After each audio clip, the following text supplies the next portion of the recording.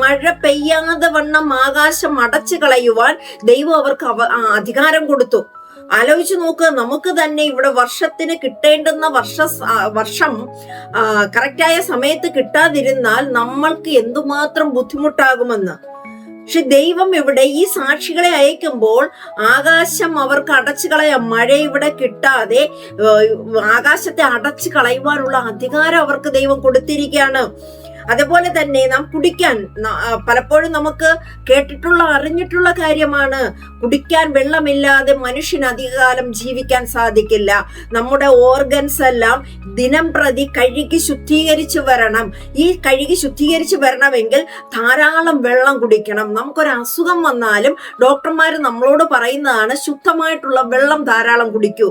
ധാരാളം വെള്ളം കുടിക്കാൻ കിട്ടാതെ വെള്ളമെല്ലാം മലിനമാകുന്ന ഒരു അവസ്ഥയിലേക്ക് പുതുമഴ പെയ്തും വെള്ളം ലഭിക്കുവാനോ ഉള്ള വെള്ളം അവർക്ക് ലഭിക്കുവാനോ പറ്റാത്ത രീതിയിൽ അവിടുത്തെ വെള്ളത്തെ രക്തമാക്കി കളയുവാനുള്ള അധികാരം അവർക്ക് ലഭിച്ചു.